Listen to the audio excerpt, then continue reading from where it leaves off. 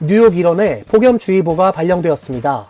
높은 습도로 한낮 체감온도가 화씨 100도를 넘어섰고 천둥과 번개를 동반한 소나기도 예보되어 있어 각별한 주의가 당부됩니다.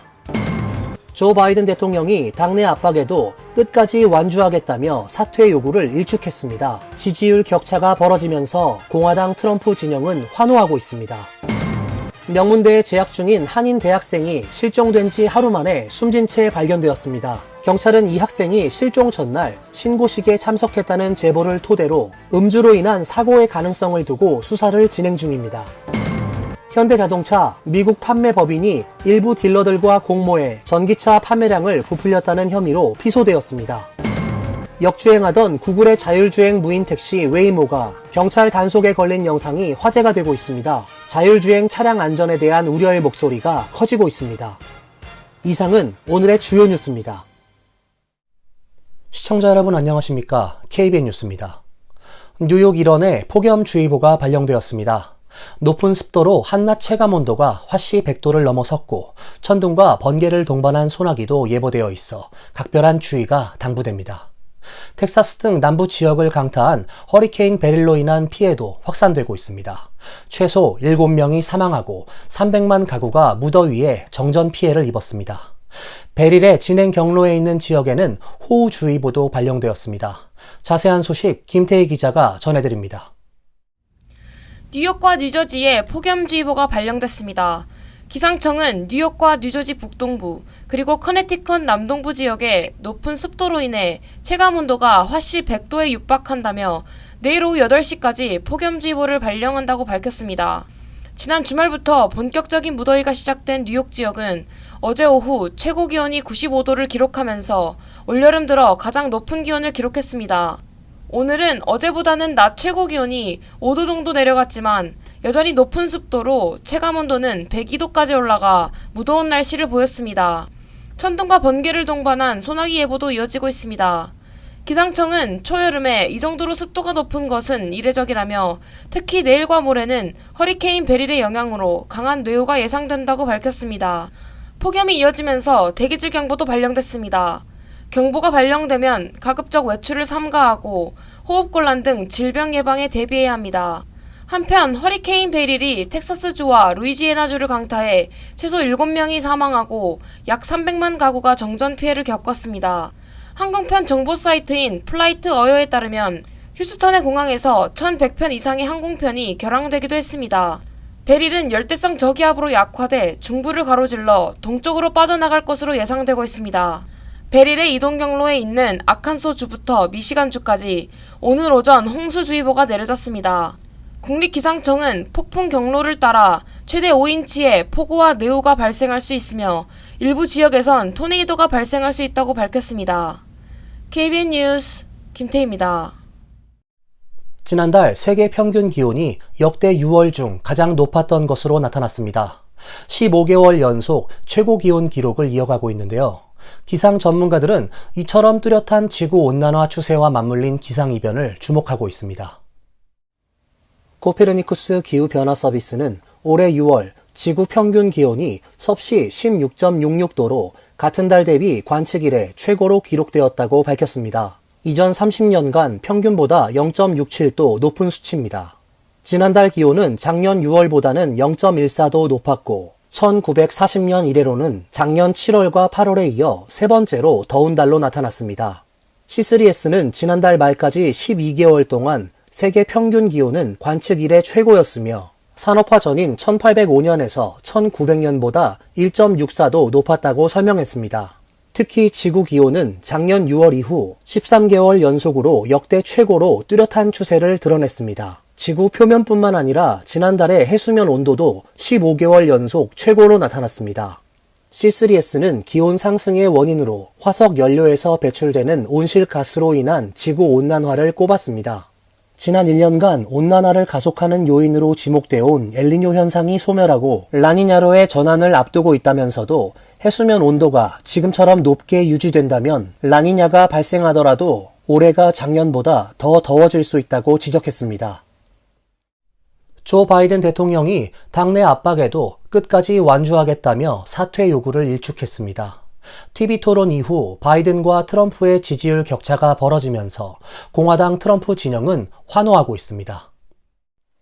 바이든 대통령이 지난달 27일 첫 대선 TV 토론 이후 인지력 논란 등으로 당내 사퇴 압박을 받고 있는 가운데 민주당 하원에선 바이든 대통령의 후보 사퇴를 공개적으로 촉구하는 6번째 의원이 나왔습니다. 전날 하원 민주당 간부급 회의 때 비공개로 사퇴를 주장한 애덤 스미스 의원이 입장을 공개하며 바이든 대통령의 사퇴를 요구했습니다.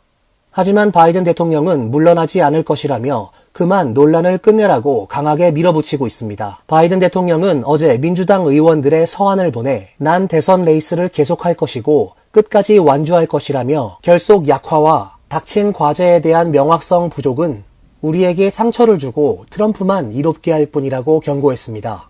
바이든 대통령의 사퇴 불가 방침에 공화당은 환호하고 있습니다. 공화당 전략가 칼 로브는 폭스뉴스 더 스토리에 출연해 말어라고 해선 환호하고 있다고 말했습니다. 말어라고는 공화당 후보 도널드 트럼프 전 대통령이 소유한 별장입니다.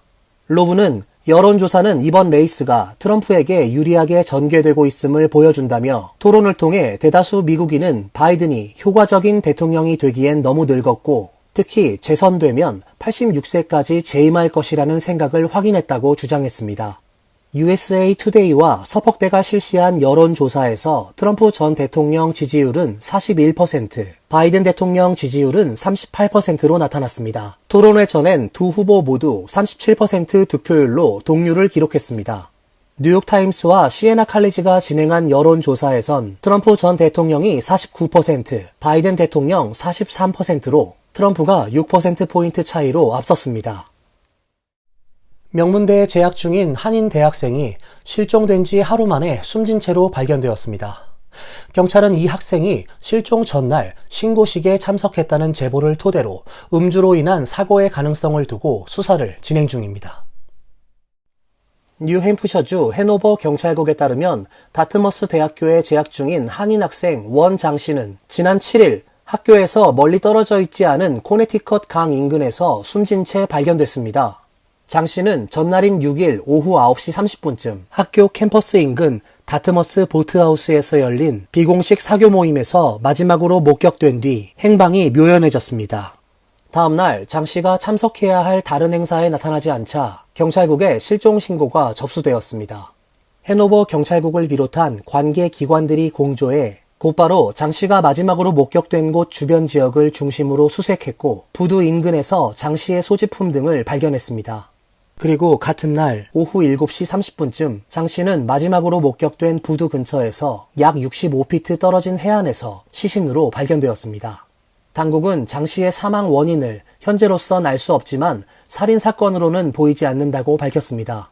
해노버 경찰국장은 목격자의 진술을 토대로 알코올과 관련되었다는 증거가 있다며 또한 우리는 8일 오전 익명의 이메일을 통해 이번 사건이 신고식과 연관되어 있을 수 있다는 제보를 받아 이 부분도 수사 중이라고 밝혔습니다.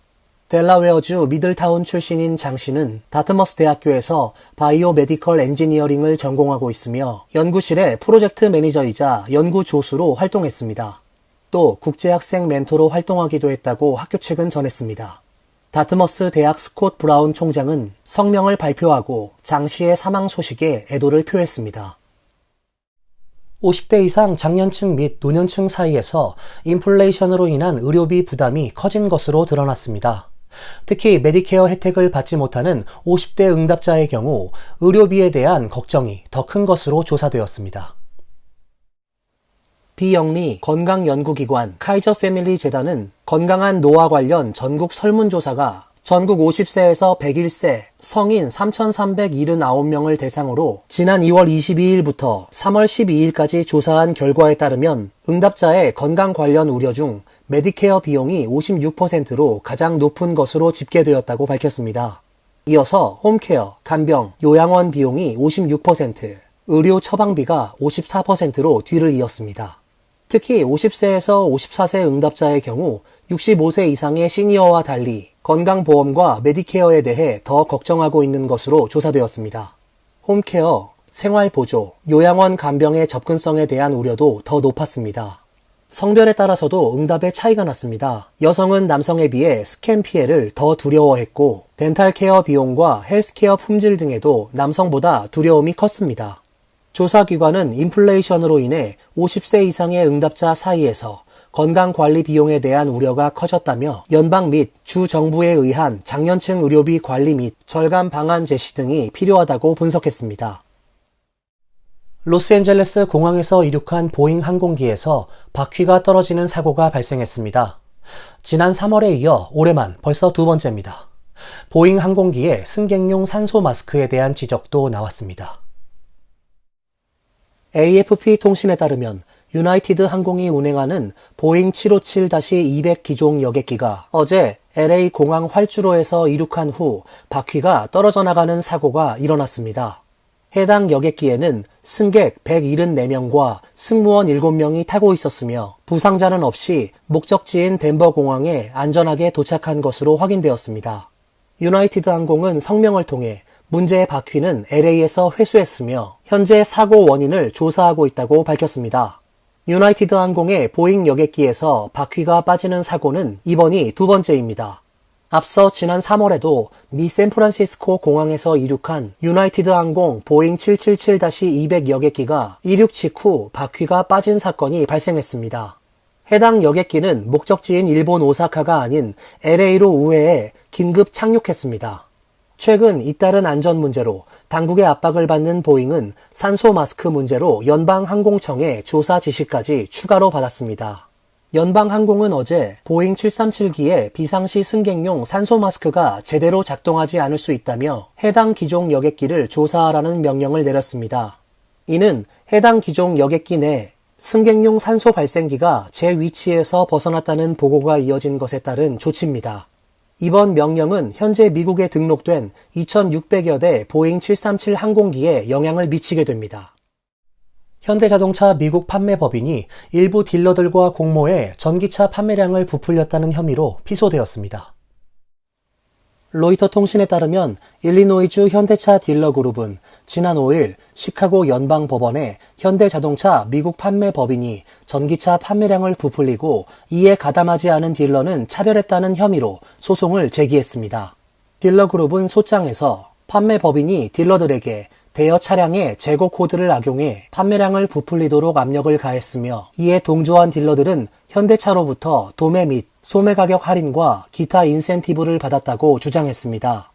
현대자동차는 이날 성명을 내고 판매량 조작을 용인하지 않으며 피소 사실을 인지한 후 조사를 시작했다고 밝혔습니다. 원고 측은 현대차가 가격을 기준으로 차별을 금지하는 로빈슨 페트만 법을 위반했다고 주장하고 있습니다. 현대차의 숫자 부풀리기에 참여한 딜러는 인기 모델을 더 받아 고객의 선택권을 박탈했다는 것입니다. 원고 측은 판매법인이 정상적인 소비자 수요에 의해 차량을 판매하는 대신 딜러들이 허위 판매량을 제시하도록 계획을 세웠다고 주장했습니다. 딜러들은 현대차로부터 불이익을 받았다며 매출과 이익 손실을 산정해 손해배상해달라고 법원에 요청했습니다. 역주행하던 구글의 자율주행 무인 택시 웨이모가 경찰 단속에 걸린 영상이 소셜미디어를 통해 퍼져 화제가 되고 있습니다. 큰 사고 없이 가벼운 해프닝으로 끝났지만 영상을 본 누리꾼들 사이에서는 자율주행 차량의 안전에 대한 우려의 목소리가 커지고 있습니다. 사건은 지난달 19일 남서부 애리조나주 피닉스의 도로에서 발생했습니다. 당시 현지 경찰은 신호를 무시한 채로 역주행 중인 웨이모 차량을 발견하고 추격해 정차하게 했습니다. 경찰 바디캠에 촬영된 영상을 보면 경찰관이 정차한 웨이모 차량에 다가가자 운전석 창문이 자동으로 내려졌고 경찰관이 안녕하세요 하고 인사를 건네자 회사 담당자와 통화가 연결되었습니다. 경찰관이 이 차량이 반대 차선으로 주행했습니다 라고 전하자 담당자는 알겠습니다. 바로 확인하겠습니다 라고 답했습니다.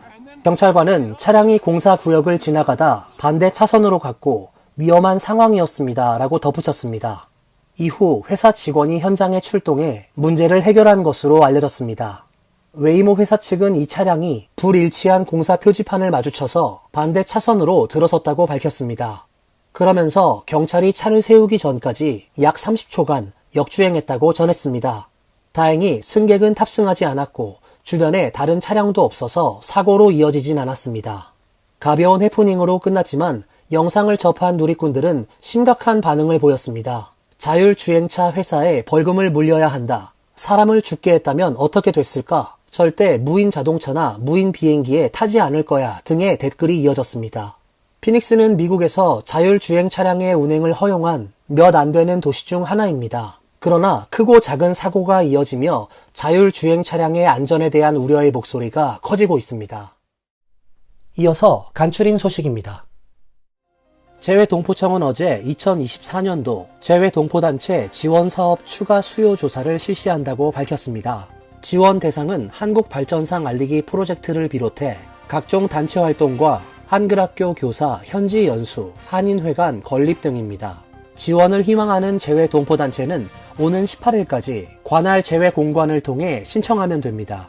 지원 여부 및 지원금 액수는 재외동포 정책 목표와의 부합성, 거주국 재외동포 사회 전체에 대한 파급 효과, 동포 사회에 대한 실질적 혜택 유무 등을 종합적으로 고려해 결정하며 심의를 거쳐 지원 여부를 결정합니다.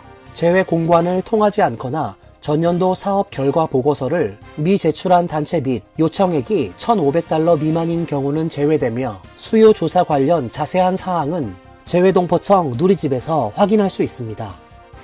엘렌박 뉴저지 주 하원 의원실은 어제 비영리단체 뉴저지 여성사회봉사센터 AWCA와 기부챈스, AAPI 뉴저지, 인그루드 헬스 아시안 센터가 주 정부 예산 지원을 받게 되었다고 밝혔습니다.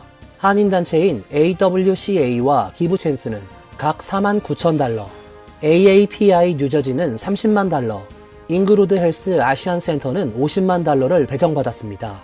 뉴저지 티넥에 위치한 AWCA는 소셜 서비스를 비롯한 다양한 프로그램으로 한인 사회에서 큰 역할을 하고 있으며 기부챈스는 북부 뉴저지 지역에서 애프터스쿨 프로그램을 운영하고 있습니다. AAPI 뉴저지는 뉴저지 내 아시안 아메리칸 역사 커리큘럼을 만들고 있고 인그루드 헬스 아시안 센터는 아시안 환자를 위한 아시안 헬스 프로그램을 기획하고 있습니다.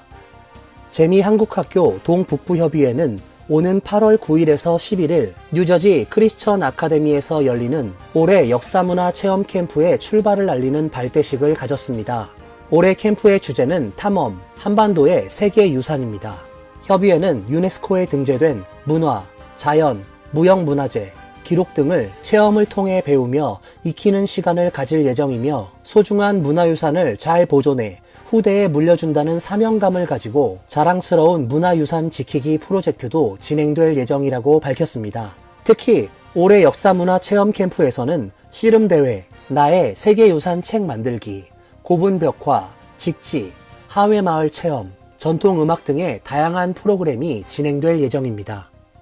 마이클 블룸버그 전 뉴욕시장이 모교인 존스 홉킨스 대학 의대에 $10억 장학금을 기부했습니다. 이에 따라 올해 9월부터 시작하는 새학기부터 가족의 연수입이 $300,000 이하인 존스 홉킨스 의대생은 학비가 면제되며 수입이 $175,000에 못 미칠 경우 생활비까지 지원됩니다. 블룸버그 전 시장은 미국은 현재 의사와 간호사, 공중보건 전문가 부족이라는 사태에 직면해 있지만 이 분야를 배우는데 드는 높은 비용이 학생들에게 걸림돌이 되고 있다고 장학금 기부의 이유를 설명했습니다. 존스 홉킨스 의대의 학비는 연 $65,000 수준이며 지난해 미국 의대 졸업생의 경우 학비 대출 중간값이 $200,000에 달하는 것으로 알려졌습니다. 환율과 증권 소식입니다.